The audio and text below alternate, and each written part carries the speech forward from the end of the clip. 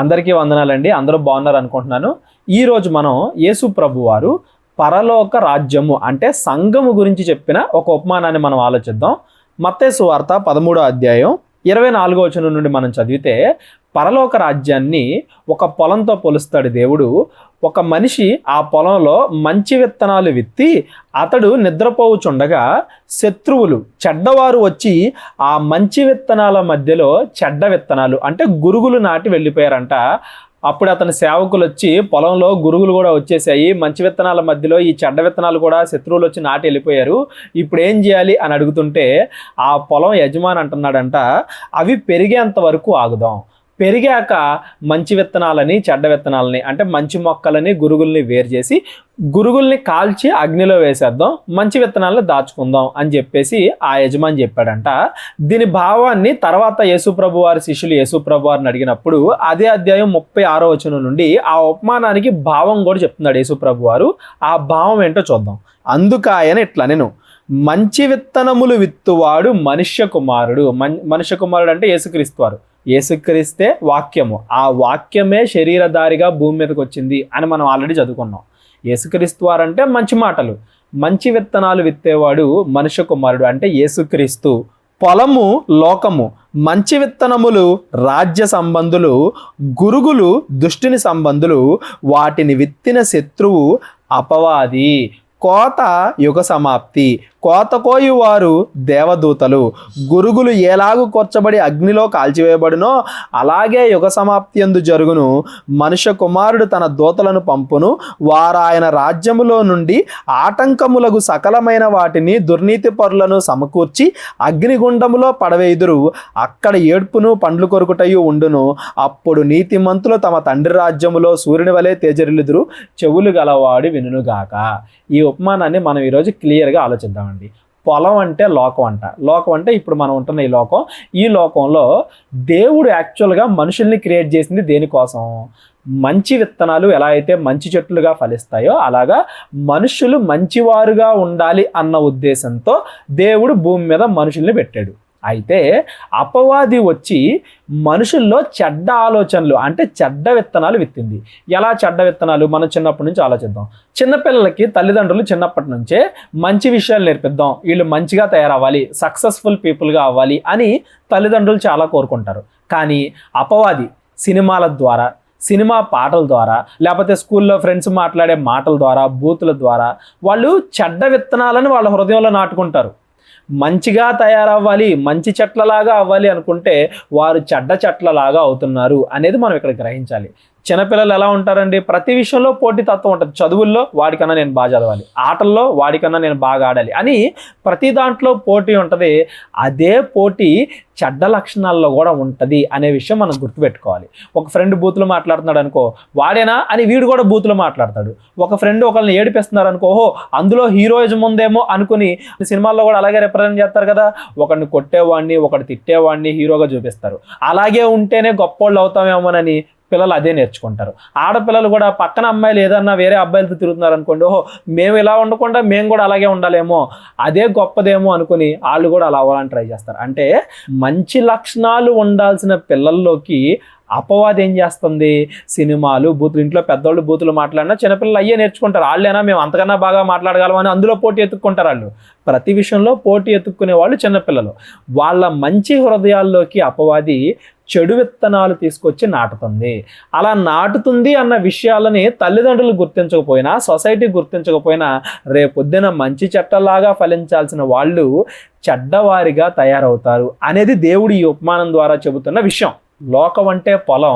ఈ పొలంలో మనం జనాలకి మంచి విత్తనాలు అంటే మంచి మాటలు చెప్పాలి. ఒకవేళ అపవాది వచ్చి చెడ్డ మాటలు చెప్పి వారిని చెడ్డవారిగా మార్చేస్తుందేమోనని ఎప్పటికప్పుడు మనం కనిపెట్టుకుని ఉండాలి. ఈ మధ్య న్యూస్లో కూడా చూస్తున్నాం, ఐఫోన్ కావాలని చెప్పి చిన్నపిల్లలు చేతులు కోసుకోవడం, ఆడుకోవడానికి ఫోన్ ఇవ్వట్లేదని చెప్పి ఒక చిన్న పిల్లోడు, వీళ్ళందరూ స్కూల్ పిల్లలేనండి, చిన్న పిల్లోడు ఒక రోకల బండ తీసుకుని తల్లిని నెత్తి మీద కొట్టి ఆమె పక్కన పడిపోయి ఉంటే స్పృహ తప్పి ఆ ఫోన్ తీసుకెళ్ళి ఆడుకుంటున్నాడంట. సినిమాల్లో హీరో విలన్ చంపుతున్నాడు కదా అని చెప్పి ఒక చిన్నపిల్లోడు వాళ్ళ కారు డ్రైవర్ని చంపేశాడంట ఆ కత్తి తీసుకుని. అంటే వీళ్ళందరూ వాళ్ళ పసి హృదయాల్లోకి, ఒక అద్దం లాంటి వాళ్ళ హృదయాల్లోకి, పొలము లాంటి వాళ్ళ హృదయాల్లోకి మనం మంచి విత్తనాలు నాటితే మంచి చెట్లు పెరుగుతాయి, మనం చెడ్డ విత్తనాలు నాటితే చెడ్డ చెట్లు పెరుగుతాయి. మనం ఆ పిల్లల హృదయాల్లో ఏ విషయాలు నాటుతున్నాం, చిన్నప్పటి నుంచి వాళ్ళకి ఏ విషయాలు నేర్పిస్తున్నాం. ఇది కేవలం చిన్నపిల్లల గురించి మాత్రమే కాదండి, పెద్దోళ్ళ గురించి కూడా. ఒక పక్కన ఆదివారం దేవుడి మాటలు, మనం మంచిగా బ్రతకాలి, పక్కనోని ప్రేమించాలి, మోసం చేయకూడదు, ఇలాంటి విషయాలన్నీ మాట్లాడుకుంటాం. సోమవారం అవగానే అపవాది పక్క మనుషుడి చేత ఏం కాదులే, మోసం చేస్తే మనకు డబ్బులు వస్తాయి కదా, ఒక 2,000 వస్తే మనం ఇంటికి వెళ్ళి కరెంటు బిల్లు కట్టుకోవచ్చు కదా, ఎవడో ఒకరిని మోసం చేసి ఒక 5,000 ఎక్స్ట్రా సంపాదిస్తే ఆ 5,000తో మంచి బట్టలు కొనుక్కోవచ్చు కదా. అంటే మోసం చెయ్యాలి, మోసం చేసి డబ్బు సంపాదించుకున్నా మంచిదే. ఎదుటివాడిని తిట్టినా పర్లేదు, ఎదుటివాడిని కొట్టినా పర్లేదు, ఏదో ఒక దొంగతనం చేసి, ఇలాంటి చెడ్డ ఆలోచనలన్నీ సినిమాల ద్వారానో, పక్కనుండే మనుషుల ద్వారానో, చెడ్డ పాటల ద్వారానో మన హృదయాల్లో అపవాది నాటుతుంది. అపవాది శత్రువు అని చెప్పాడు ఇక్కడ. శత్రువు వచ్చి మన హృదయాల్లో చెడ్డ విత్తనాలు నాటుతుంది, చెడ్డ లక్షణాలని మన హృదయంలో అది నాటుతుంది. అప్పుడేమవుతుంది, మంచి లక్షణాలు ఏవైతే మనం చర్చిలో కానీ మంచి వ్యక్తుల ద్వారా కానీ నేర్చుకుంటామో వాటితో పాటుగా ఈ చెడ్డ లక్షణాలు కూడా మనలో పెరుగుతున్నాయి. చివరిగా మనం ఆ మంచి చెట్టులాగా ఎదుగుతామా, చెడ్డ చెట్టులాగా ఎదుగుతాం అనేది, ఏ లక్షణాలు మనలో ఎక్కువ, మనం మంచి లక్షణాలు ఎక్కువగా పెట్టుకున్నాం అనుకోండి, మంచి చెట్టులాగా ఎదుగుతాం. మనలో చెడ్డ లక్షణాలే ఎక్కువ ఉన్నాయి అనుకోండి, చెడ్డ చెట్టులాగా ఎదుగుతాం. ఎలా ఎదుగుతాము అనేదాన్ని దేవుడు కనిపెట్టి చూస్తాడంట. ఆ సమయం ఇస్తాడంట ఎదగడానికి. ఎదిగేంత వరకు ఏ విత్తనాలు ఏవో మనకు తెలియదు కదా. అవి చెట్లు అయిన తర్వాత గురుగులని వేరు చేసి వాటిని కాల్చి నరకంలో వేస్తాను అని చెప్పి దేవుడు చెప్తున్నాడు. క్రైస్తవులు పరలోకం వెళ్తారు, క్రైస్తవులు రాజ్య సంబంధులు అని ఇక్కడ కనబడగానే, క్రైస్తవులు అంటే ఒక మతంగా చూసేవాళ్ళు కూడా కొంతమంది ఉంటారండి. క్రైస్తవ్యం అంటే మతం కాదండి. ఇప్పుడు క్రీస్తు అంటే ఏంటి? వాక్యము. వాక్యము అంటే ఏంటి? మంచి మాటలు. బైబిల్లో నిన్ను వలె నీ పొరుగువాన్ని ప్రేమించు, దొంగతనం చేయొద్దు, నరహత్య చేయొద్దు, వ్యభిచారం చేయొద్దు, అనవసరంగా నీ సహోదరుడి మీద కోపడొద్దు, నీ పొరుగువాడిది ఆశించొద్దు, ఇలా మంచి లక్షణాలు చాలా ఉన్నాయి. అవి ఎవరైతే పాటిస్తారో వాడే నిజమైన క్రైస్తవుడు. 10 విషయాలు ఉంటే ఒకడేమో 4 విషయాలే పాటించవచ్చు, ఒకడు 6 విషయాలు పాటించవచ్చు, ఒకడు 1 విషయమే పాటించవచ్చు. అసలు ప్రపంచంలోకి మంచి లక్షణాలన్నీ ఎక్కడి నుండి వెళ్ళాయండి? బైబిల్ నుండే కదా. ప్రింటింగ్ ప్రెస్ కనిపెట్టక ముందు కూడా బైబిల్ నుండే వెళ్ళాయి, కనిపెట్టిన తర్వాత కూడా బైబిల్ నుండే వెళ్ళాయి. బైబిల్ నుండి ఎలా వెళ్ళాయి? ప్రింటింగ్ ప్రెస్ కనిపెట్టింది. ఒక ఎగ్జాంపుల్ తీసుకుందాం మనం. ప్రపంచానికి మంచి మాటలు తెలియజేయాలి అన్న ఉద్దేశంతో, కేవలం బైబిల్ని ప్రింట్ చేయాలి అన్న ఉద్దేశంతోనే ప్రింటింగ్ మిషన్ కనిపెట్టారు. ఈరోజు మనం ఆ ప్రింటింగ్ మిషన్తో ఎన్ని పుస్తకాలు ప్రింట్ చేయట్లేదు, ఎంతమంది పుస్తకాలు రాయట్లేదు. స్కూల్ పుస్తకాలు కూడా అలా తయారై వచ్చినాయి కదా. దేవుడు రాయించిన ఈ గ్రంథములో ఒక 10 మంచి మాటలు ఉంటే, ఒకటి తీసుకుని ఒక పుస్తకం రాసుకున్నాడు, 2 తీసుకుని ఇంకోటి ఇంకో పుస్తకం రాసుకున్నాడు, అందులో 3 విషయాలు తీసుకుని ఇంకొకటి ఇంకో పుస్తకం రాసుకున్నాడు. ఫైనల్గా ప్రపంచానికి మంచి అనేది బైబిల్ నుండి, దేవుడు పూర్వం నుండి తన ప్రవక్తల ద్వారా చెప్పిన మాటల నుండే వెళ్ళింది, కానీ వేరే విధంగా కాదు. కాకపోతే ఒకడు దానికి యేసుప్రభే చెప్పాడు అని డైరెక్ట్గా చెప్పొచ్చు, లేదా ఒకడు వేరే వాళ్ళు చెప్పారు అని అతడు రాసుకోవచ్చు. ఎవరి ద్వారా వచ్చాయి అనేది వాళ్ళకి తెలియపోయినా సొసైటీలోకి మంచి అనేది వెళ్ళింది బైబిల్ ద్వారానే. ఈ బైబిల్లో ఉన్న మాటలు పాటించేవాడే నిజమైన క్రైస్తవుడు అవుతాడు.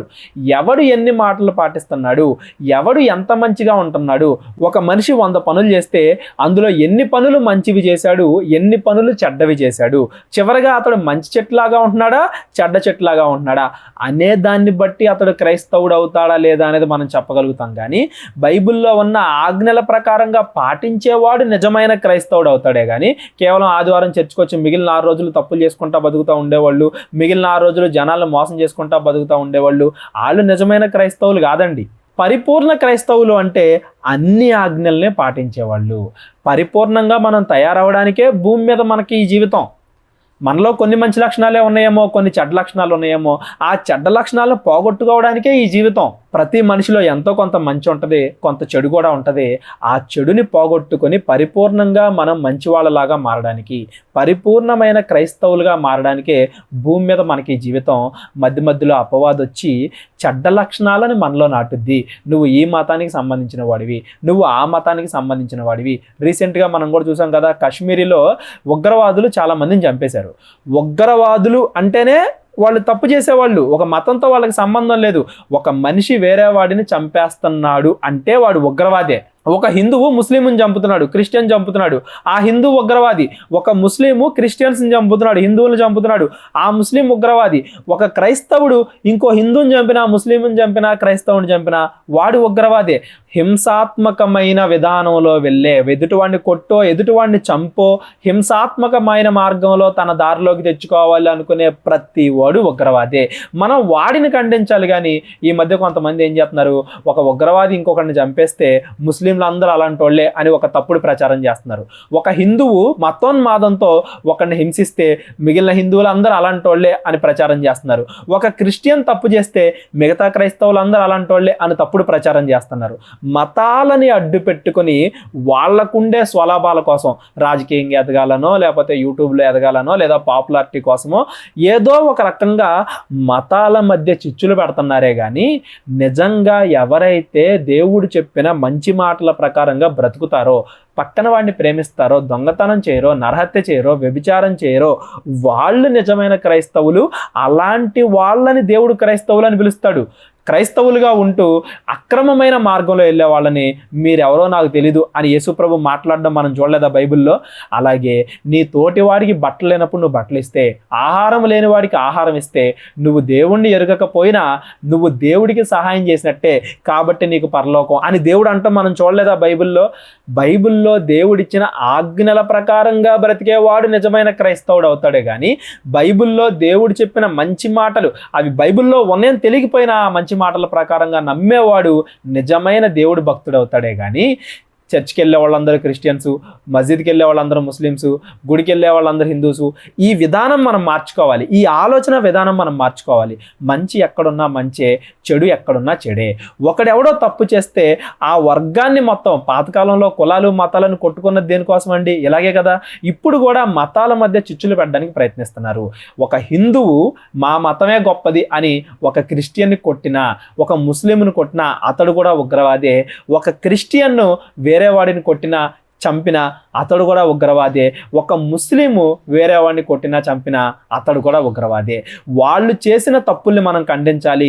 అలా జరగకుండా ఉండేలాగా గవర్నమెంట్ని మనం కోరుకోవాలి. అంతేగాని ఒక ముస్లిం తప్పు చేస్తే మిగిలిన ముస్లిమ్స్ అందరూ అలాంటి వాళ్ళే, ఒక క్రిస్టియన్ తప్పు చేస్తే మిగిలిన క్రైస్తవులు అందరూ అలాంటి వాళ్ళే అనే ముద్రకి మనం రాకూడదు. అప్పుడు ఏమైపోద్దంటే మతాల మధ్య సామరస్యం దెబ్బతింటది, ఒకళ్ళనొకళ్ళు ద్వేషించే స్థాయికి వెళ్తారు. ఇలాగే కదండి అపవాది మనుషుల్లో గురుగులు నాటుతుంది, అంటే చెడ్డ విత్తనాలు నాటుతుంది.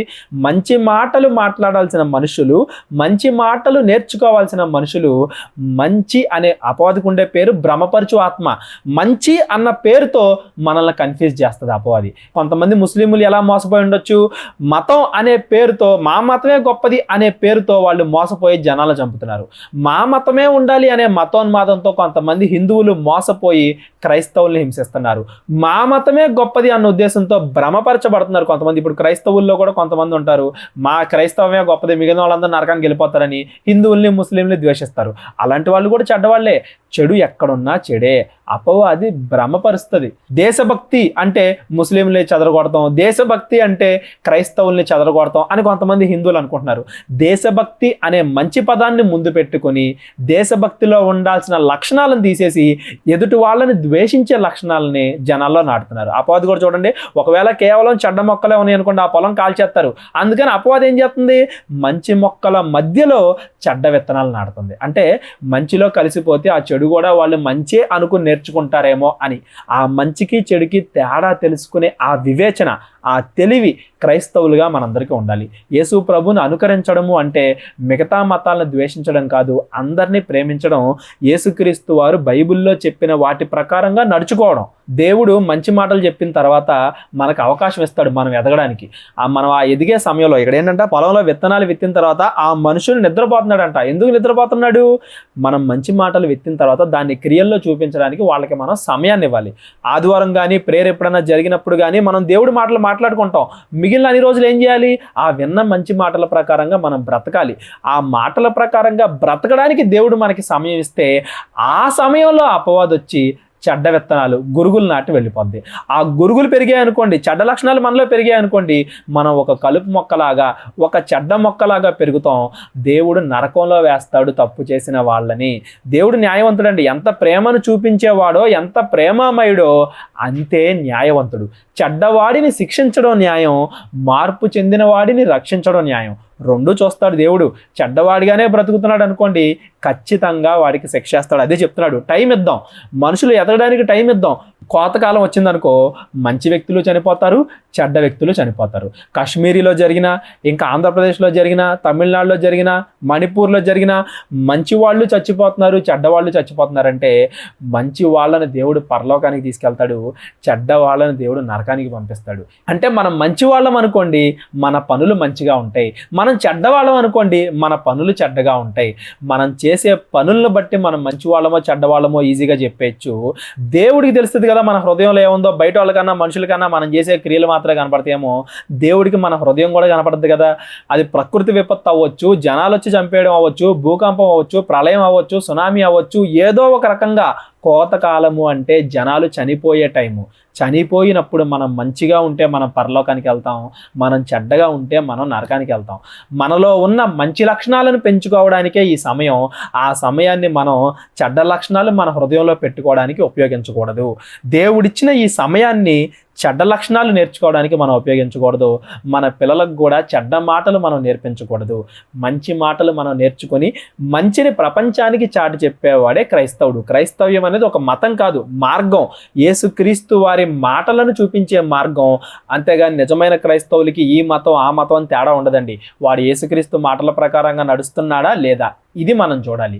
దీన్ని బట్టి చెప్పాలి అతడు ఎంతవరకు క్రైస్తవుడు. పరిపూర్ణంగా దేవుడి మాటలు పాటిస్తున్నాడా, లేదా 1-2 మాత్రమే పాటిస్తున్నాడా, లేదా దేవుడి మాటలే పాటిస్తున్నాడు కానీ అవి దేవుడే చెప్పాడు అని తెలియకుండా పాటిస్తున్నాడా. సో మనం అతనికి అది చెప్పాలి. ఇలా ఆలోచిస్తాడే కానీ క్రైస్తవుడు హిందువులు అందరూ చెడ్డోళ్ళు, ముస్లింలు అందరూ చెడ్డోళ్ళు అని అనుకోడు. అది ఏ మతం వాళ్ళైనా కానీ, వేరే మతం వాళ్ళు అందరూ చెడ్డోళ్ళే, వాళ్ళందరూ దేశద్రోహులే అని అనుకుంటున్నాడు అంటే వాడిలో లోపం ఉంది. దేశభక్తి అంటే అందరినీ ప్రేమించడం, అందరినీ మంచిగా చూసుకోవడం.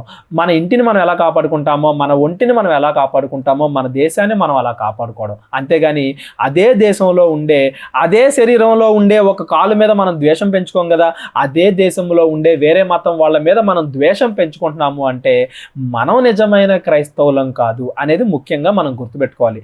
జరుగుతున్న పరిస్థితులని బైబిల్ అనే కళ్ళద్దాలు పెట్టుకుని మనం చూడాలండి. అప్పుడు ప్రతిదీ క్లియర్గా కనపడుతుంది. అలా కాకుండా నేనే ఒక వర్గానికి సంబంధించిన వాడిని అని మనం డివైడ్ చేసేసుకున్నామంటే మానవత్వాన్ని మనం కోల్పోయిన వాళ్ళం అవుతాం. మానవత్వం అనేది యేసుక్రీస్తు వారు చెప్పిన మాటల్లో, నిన్ను వల్లే నీ పొరుగువాడిని ప్రేమించడం అంటేనే మానవత్వం.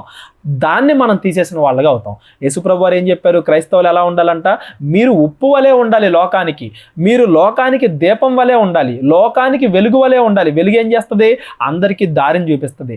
దారిని చూపించే ఆ దీపంలోనే వెలుతురు లేకపోతే ఎలాగా. ఇప్పుడు క్రైస్తవులైన మనం లోకానికి మంచి చెప్పాలి, ఆ క్రైస్తవుల్లోనే మంచితనం లేదనుకోండి, మనం ఇంకా లోకానికి ఎలా దారి చూపిస్తాం. అలాగే మంచిని ప్రకటించేవాడు ఏదో ఇంట్లోనో ఒక గుహలోనో పక్కనోడితోనో చెప్పకూడదు, అందరికీ చాటి చెప్పాలి. దీపాన్ని అందరికి కనబడేలాగా హైయెస్ట్ ప్లేస్లో పెడతాం కదా, ఎక్కువ మందికి వెలుతురవ్వడానికి. ఏదో మంచం కింద కొంచెం కింద పెట్టం కదా. అందరికీ కూడా క్రైస్తవులుగా ఈ విషయాలు మనం తెలియజేయాలి. లేదంటే బైబిల్ని తప్పుగా అర్థం చేసుకునే వాళ్ళు కొంతమంది ఉంటారు, తద్వారా క్రైస్తవ్యాన్ని తప్పుగా అర్థం చేసుకునే వాళ్ళు కూడా కొంతమంది ఉంటారు. బైబిల్లో చెప్పిన మాటల ప్రకారంగా ప్రవర్తించేవాడు మాత్రమే నిజమైన క్రైస్తవుడు అవుతాడు. కానీ చర్చికి వెళ్ళి 2 గంటలు కూర్చొని మిగతా 6 రోజులు జనాలను మోసం చేస్తా, అబద్ధాలు ఆడతా, చెడు మాటలతో బ్రతికే వ్యక్తిని క్రైస్తవుడు అనరు అని మనం అందరికీ చాటి చెప్పాలి. నామకార్థ క్రైస్తవుల్లా కాకుండా నిజమైన క్రైస్తవుల్లాగా మనం కూడా బ్రతకాలి. అదండి ఈ ఉపమానం యొక్క భావం. ఆ దేవదూతలు వచ్చి జనాలను చంపేసే ఆ సమయం వచ్చినప్పుడు దేవుడు ఏం చేస్తాడంట, మనుష్య కుమారుడు తన దూతలను పంపును, వారు ఆయన రాజ్యములో నుండి ఆటంకములకు సమస్తమైన వాటిని. దేవుని రాజ్యానికి ఆటంకాలు ఏంటంట, దుర్నీతి పరులను, నీతి ప్రకారంగా నడుచుకొని వారిని, దేవుడి మాటల అనుసారంగా నడుచుకోవడమే నీతి, దేవుడి మాటలకి వ్యతిరేకంగా నడుచుకోవడమే దుర్నీతి, దేవుడి మాటలని పాటించడమే ప్రేమ, దేవుడి మాటలను అతిక్రమించడమే పాపం. దేవుడి మాటలు అంటే ఏంటండి, నిన్ను వల్లే నీ పొరుగు వారిని ప్రేమించు, వ్యభిచారం చేయకు, నరహత్య చేయకు, దొంగతనం చేయకు, అబద్ధం ఆడుకో, పొరుగు వాని మీద అబద్ధ సాక్ష్యం పలకొద్దు. ఇవే కదా దేవుడి మాటలు. ఇలాంటి మంచి మాటలని, ప్రేమ, సంతోషం, సమాధానం, దీర్ఘశాంతం, ఇటువంటి మంచి మాటలని పాటించేవాడు నీతిపరుడు, వాటిని అతిక్రమించేవాడు దుర్నీతిపరుడు. దుర్నీతిపరులను సమకూర్చి అగ్నిగుండంలో పడవేయును. వాళ్ళు చెడ్డవాళ్ళు కాబట్టి నరకంలో వాళ్ళని వేస్తాడంట. అక్కడ ఏడ్పును పండ్లు కొరుకుటయు ఉండును. అప్పుడు నీతిమంతులు అంటే దేవుడి ఆజ్ఞల ప్రకారంగా నడుచుకునేవాళ్ళు, నీతిమంతులు తమ తండ్రి రాజ్యములో సూర్యుని వలె తేజరిల్లుదురు. చెవులు గలవాడు వినుగాక. చెవులు గలవాడు వినుగాక అంటే విని తన హృదయంలోకి వాటిని ఎక్కించుకుని వాటిని పాటిస్తాడు అని దాని అర్థం. విని వెంటనే బయటికి వెళ్ళిపోగానే వదిలేసాం అనుకోండి, ఇప్పుడు పొద్దున విన్నాం కదా సాయంత్రానికి వదిలేసాం అనుకోండి, అప్పుడు మనం విన్నవాళ్ళం అవ్వం. ఆత్మ సంబంధమైన చెవులతో విన్నవాడు తన హృదయంలో ఈ మాటలు దాచుకుని వాటి ప్రకారంగా ప్రవర్తిస్తాడు. మన నిజమైన జీవితంలో, మన డైలీ జీవితంలో ఎప్పటికప్పుడు మనం మంచి విత్తనాలమా లేకపోతే మనం చెడ్డ విత్తనాలమా? మనం మంచి మొక్కలుగా ఎదుగుతున్నామా, లోకములో ఉన్న చెడ్డ లక్షణాలన్నింటినీ మన హృదయంలోకి ఎక్కించుకొని చెడ్డ మొక్కల్లాగా ఎదుగుతున్నామా అనేది ఎప్పటికప్పుడు మనల్ని మనం పరిశీలించుకుంటూ ఉండాలండి. మనల్ని మనం పరీక్షించుకుంటేనే దేవుడి తీర్పుకి మనం దూరం అవుతాం, దేవుడి ఉగ్రతలో మనం పడకుండా ఉంటాం. ఇదేనండి దేవుడు చెప్తుంది. బైబిల్లో ఉన్న ప్రతి ఉపమానం కూడా ఏదో ఒక స్టోరీ లాగా మనం చదివి వదిలేయకూడదు. దానిని ఈ కాలం పరిస్థితులకి, మనం రోజు చూసే పరిస్థితులకి, మన జీవన విధానానికి ఆ ఉపమానాలని మనం అప్లై చేస్తేనే దేవుడి జ్ఞానం మనకి బోధపడిద్ది. అప్పుడు దాని ప్రకారంగా మనం నడుచుకోగలుగుతాం. లేదంటే మనము చెడ్డవారిగా తయారైపోతాం, మన పిల్లలు కూడా లోకంలో కలిసిపోతారు. దేవుడు ఏర్పరిచిన ఈ కుటుంబం, సంఘం అనే ఈ కుటుంబం మొత్తం పరలోక సంబంధమైన కుటుంబంగా మంచి పనులు చేస్తూ మిగతా వాళ్ళకు కూడా మంచి మార్గాన్ని చూపించేదిలా ఉండాలే కానీ దేవుడి కుటుంబంలోనే, దేవుడి ఆలయంలోనే అపవాదు వచ్చి చెడ్డ గురుగులు నాటకూడదు. అలా నాటకుండా ఉండేలాగా మనం జాగ్రత్త పడాలి. ఈ వారం దేవుడు మనకు అందిస్తున్న మాటలండి ఇవి. వీటిని మర్చిపోకుండా మరలా మనందరం కలుసుకునేంత వరకు కూడా వీటిని మన హృదయంలో ఉంచుకుని వీటి ప్రకారంగా మనం బ్రతకాలి. దేవుడు ఉన్నాడా? ఉంటే ఎందుకు కనబడట్లేదు? సైన్స్, బైబిల్ ఈ రెండింటిలో ఏది కరెక్ట్? ఎందుకు కరెక్ట్? బైబిలే నిజం అని ఎందుకు నమ్మాలి? దేవదూతలు ఎవరు? దేవుడుంటే దెయ్యాన్ని ఎందుకు చంపట్లేదు? సునామీలు, భూకంపాలు ఎందుకు వస్తున్నాయి? చిన్నపిల్లలు చనిపోతుంటే దేవుడు ఎందుకు ఆపట్లేదు? అప్పుడెప్పుడో యేసుక్రీస్తు చనిపోతే ఇప్పుడు మన పాపాలు పోవడం ఏంటి? క్రీస్తును నమ్మకపోతే మంచివాళ్ళు కూడా నరకమే వెళ్తారా? అది అన్యాయం కాదా? ఇలాంటి మరెన్నో ప్రశ్నలు. దేవుడు, మనిషి, ప్రకృతి, దెయ్యం వీటి గురించి పూర్తి వివరణ కావాలి అంటే మా 30 వీడియోస్ బైబిల్ కోర్స్ని కంప్లీట్ చేయండి. క్రైస్తవులు అన్న పేరు పెట్టుకున్న ప్రతి ఒక్కళ్ళు, మీరు ఏ సంఘానికి వెళ్ళేవారైనా, ఏ ప్రాంతానికి చెందిన వారైనా సరే, కేవలం 30 నిమిషాలు ఉండే ఈ 30 వీడియోస్ ఖచ్చితంగా వినాలి అని మేము కోరుకుంటున్నాం. మా ద్వారా దేవుడు మిమ్మల్ని కోరుకుంటున్నాడు. ఫ్రీ బైబిల్ కోర్స్ కదా, ఇప్పుడే వినేద్దాం అని మీరు అనుకుంటారు. తర్వాత మీ పనుల్లో పడి మర్చిపోతారేమో. ₹1 మాకు కోర్స్ ఫీ లాగా చెల్లించి మీ పేరు, ఫోన్ నెంబర్, డిస్ట్రిక్ట్ నేమ్ మాకు వాట్సాప్ చేయండి. అట్లీస్ట్ అలాగైనా ఈ కోర్సు వినాలి అని మీకు గుర్తుంటుంది. మేము కూడా మీకు కాల్ చేసి విన్నారా లేదా అని ఎప్పుడూ కనుక్కుంటూ ఉంటాం. మా ఛానల్లో మీరు చూసే మొదటి వీడియో ఇదే అయితే ఇక్కడతో ఈ వీడియో క్లోజ్ చేసి వెళ్ళి మా ఫ్రీ బైబిల్ కోర్సులో ఉన్న అన్ని వీడియోస్ ఆర్డర్లో వినేయండి. గత కొంతకాలంగా మీరు మమ్మల్ని ఫాలో అవుతూ ఉంటే మా పరిచర్యకు మీరు సహాయం చేయండి. మీ కానుకలు దేవుడి పనికి మేము వాడతాం అన్న నమ్మకం ఉంటే మాత్రమే మాకు మీ కానుకలు పంపించండి. అన్ని రకాల డౌట్స్ ఆర్ ఇన్ఫర్మేషన్ కోసం 7799121351కి కాల్ ఆర్ వాట్సాప్ చేయండి. ఈ కోర్స్ తర్వాత మీకు ఇంకా వినాలి అనిపిస్తే అనేక కోర్సెస్ మా ఛానల్లో ఉన్నాయి. ముందు ఈ కోర్సుని కంప్లీట్ చేసేయండి. అందరికీ వందనాలు.